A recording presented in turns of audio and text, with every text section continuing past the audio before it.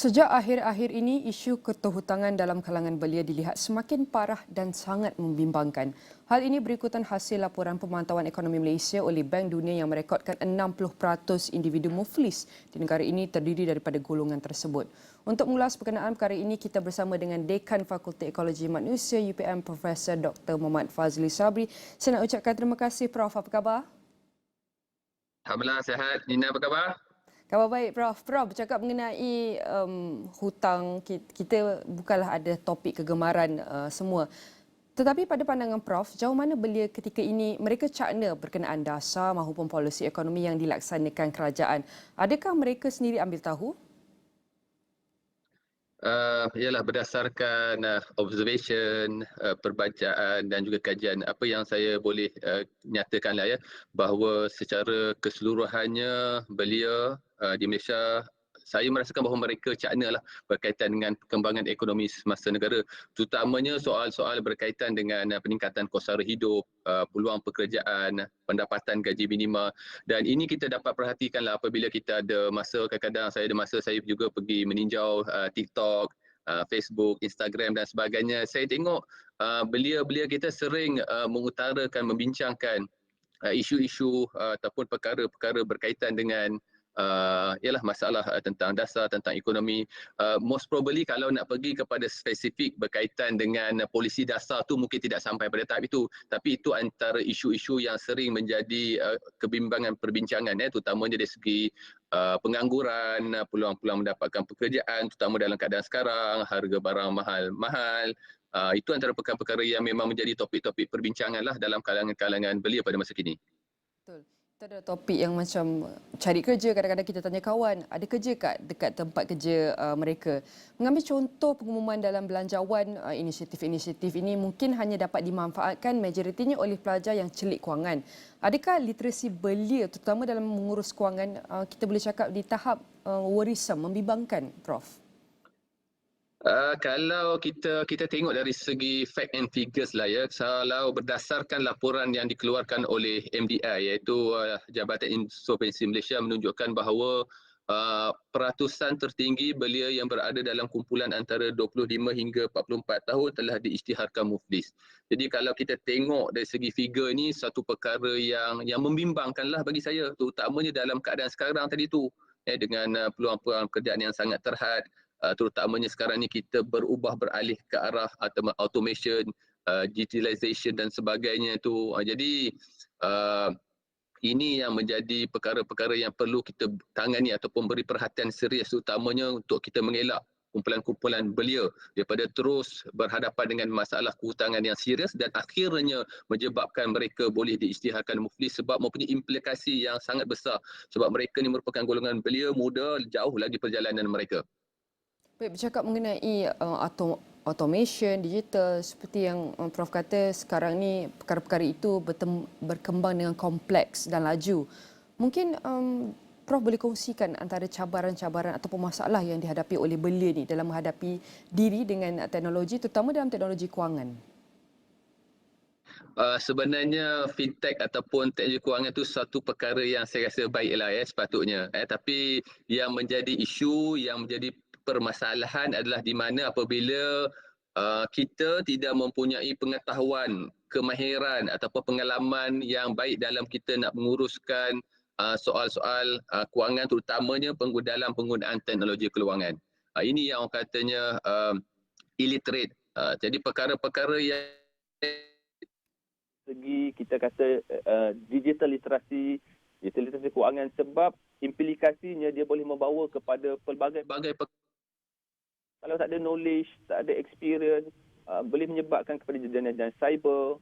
Kemudian kita boleh tengok sekarang tambahan dalam keadaan sekarang, penipuan dalam talian, penipuan kad kredit, kecurangan identiti, serangan cyber, dan yang paling juga membimbangkan adalah sekarang ni kalau tengok saban hari memang data menunjukkan bahawa ramai rakyat Malaysia ni memang terdedah kita kepada media-media sosial. Jadi tendensi untuk membeli itu sangat mudah.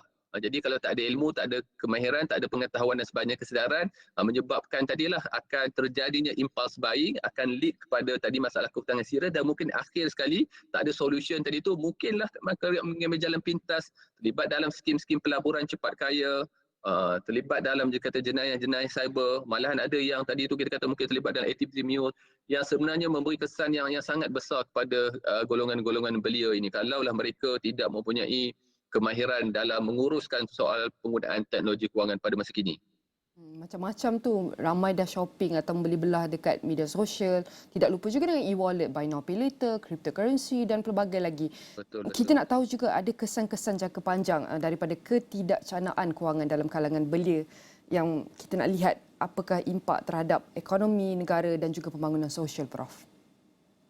Saya ingat seperti yang kita nyatakan lah ya, maknanya kesan tadi tu kalaulah hutang serius akan menyebabkan mereka telah boleh diisytiharkan muflis. Tapi sebenarnya akan ada kesan-kesan ataupun implikasi yang lain ke atas dari segi ekonomi negara dan juga pembangunan sosial. Sebagai contohnya kita akan tengok kita boleh katakanlah jurang ekonomi ataupun pendapatan di antara kumpulan-kumpulan yang kita kata cakna kewangan berbanding mereka yang tidak cakna. Ia juga boleh menyebabkan dari segi masalah kemiskinan, terutamanya dalam kumpulan belia.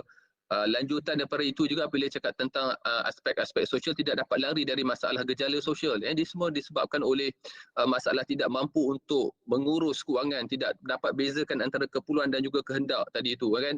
Macam kita cakap tadi tu, kalau buy now pay later tidak ada masalah, tapi sebenarnya kalaulah kita tak tahu had-had, kita tak ada limitasi, kita tak tahu kehendak, ini yang menyebabkan kita lebih cenderung untuk berbelanja lebih daripada itu. Dan kesan juga yang lain kalau kita tengok ketidakmampuan mengurus soal kewangan telah menyebabkan ramai dalam kalangan belia ataupun pasangan muda yang telah bercerai pada usia less than 5 years. Ini suatu yang sangat membimbangkan. Kalau kita tengokkan di media-media sosial dan sebagainya, ramai trend dalam kalangan muda yang keruntuhan rumah tangga disebabkan oleh masalah utama dari segi masalah ekonomi. Malahan juga mereka-mereka yang tidak mampu mengurus kewangan secara bijak ni sudah pasti akan memberi kesan ke atas produktiviti di tempat kerja. Kan kita gunakan waktu tempat kerja tadi tu untuk urusan-urusan kewangan yang tidak sepatutnya berlaku. Kita takut juga akhirnya akan membawa kepada masalah berkaitan isu nasional sekarang adalah isu berkaitan dengan integriti dan juga rasuah. Ini antara kesan-kesannya yang kita perlu beri perhatian agar tidak berleluasa ataupun keadaan lebih parah lagi. Betul, kita dapat lihat kesan dia berkaitan di mana bila kita digelar muflis akan berkemungkinan pasangan muda yang kahwin akan ada masalah rumah tangga, apabila runtuhnya rumah tangga akan runtuhnya produktiviti tempat kerja. Jadi ini adalah rantaian masalah yang kita dapat saksikan seperti yang Prof kongsikan. Apakah strategi-strategi yang boleh digunakan oleh belia terutama zaman sekarang untuk elakkan daripada terjebak dalam hutang atau muflis disebabkan pengurusan kewangan yang kurang bijak ini? Saya selalu percaya knowledge is power. Jadi kalau kita tengok berdasarkan laporan yang dikeluarkan oleh MDI, AKPK dan sebagainya, masalah keberhutangan ni antara faktor utama juga yang menyumbangkan adalah disebabkan dari segi kurangnya ilmu dan juga pengetahuan berkaitan urusan kewangan.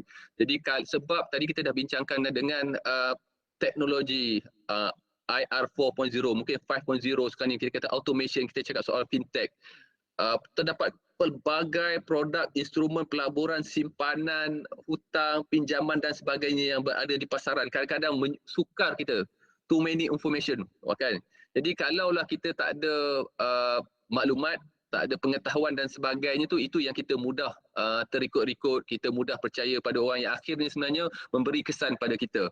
Jadi suka saya untuk mencadangkan bahawa saya lihat kita banyak program-program pendidikan kewangan yang ada disediakan oleh pelbagai institusi kewangan sebagai institusi. Sebagai contohnya kita kata AKPK, pihak Bank Negara Malaysia, Suruhanjaya Security, ada laman-laman web yang disediakan, pihak universiti pun ada menyediakan, kita pun ada Malaysian Financial Council, Financial Planning Association Malaysia. Jadi sebenarnya banyak kita sepatutnya attend kursus-kursus itu untuk dapat meningkatkan pengetahuan kita. Dan seterusnya saya juga sebagai individu, benda yang paling penting adalah benda tu kita boleh kontrol. Jadi dengan ada knowledge, pengetahuan tadi sebenarnya kita kena kontrol. Terutama jadi segi soal aliran tunai, kita kata cash flow tadi tu. Kita yang tahu kehendak, keperluan, kita cakap benda yang biasa tentang keep track of expenses, tapi benda yang paling penting sekarang adalah kita kena kawal nafsu dan juga emosi. Ini ni kadang-kadang kita pergilah dekat kan beg kuning lah TikTok ni kan, macam-macam kan, singgahlah sekejap. Kadang-kadang boleh mungkin seronok-seronok je, tapi dah memang menarik pula, murah pula, dapat free shipping. Jadi ni kalaulah kita ada jati diri, yang ni kan dia tak apalah, tak perlulah, tak penting lah itu saya nak mencadangkan kurangkan aktiviti pembelian dalam online shopping lah. Sekali-sekala tu okey, tapi jangan selalu. Dan yang terutama penting adalah sekiranya kita berhadapan dengan masalah keberhutangan dan sebagainya kan, kita perlulah cari individu yang mempunyai autoriti, pengalaman ataupun institusi yang kita kata dapat memberi kita bantuan. Jangan pergi kepada skim-skim pinjaman cepat kaya, jangan pergi kepada skim-skim alung ilegal dan sebagainya tu. Malah sekarang sudah ada dah lah yang online menawarkan perkhidmatan tu. Kita jumpa sebagai contohnya, kita ada AKPK, Agensi Kaunseling Perusahaan Kredit. Kita juga ada institusi kewangan, kita ada bank-bank.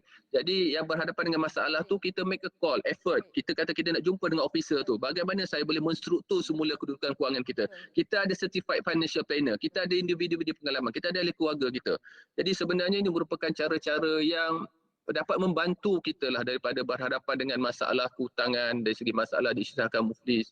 Sebenarnya ada sumber-sumber kita tu. Malahan sebenarnya saya tengok banyak juga konten-konten yang disediakan dalam media-media sosial sangat-sangat bermanfaat. Jadi kita sebagai pengguna ada pilihan. Kita nak pergi kepada apa? Konten-konten dapat memberi kita input, pengetahuan, pengalaman, kita pilih. Kalau kita nak pergi yang pada hiburan, boleh. Jadi saya rasa dalam konteks kita dah tahu kita ada masalah, kita pergi. Dan dia kita bolehlah verify. Malahan kalaulah bicara kat mungkin sikit nak sentuh dari sisi pelaburan kat sana, ramai yang saya tengok golongan-golongan belia Buddha minat belum apa-apa dah tengok nak jadi kaya lah apa semua tu berpelabur. Jadi sebelum nak terlibat dengan pelaburan tu, saya suka cakapkan. Itulah nasihat daripada Prof, kawal diri kalau nak shopping online tu. Jangan mudah percaya dengan skim cepat kaya ini dan carilah sumber yang boleh dipercayai. Seperti yang Prof katakan, iaitu literasi kewangan ni bukan saja untuk kita bijak mengurus kewangan, tapi untuk kita elak keterhutangan yang amat serius. Sekali lagi saya ucapkan terima kasih kepada Dekan Fakulti Ekologi Manusia UPM, Profesor Dr. Muhammad Fazli Sabri, dan semua ini akan kami rangkumkan dalam astrawani.com dan semua platform digital Astrawani, dan kami akan berdiri rehat seketika, kembali selepas ini.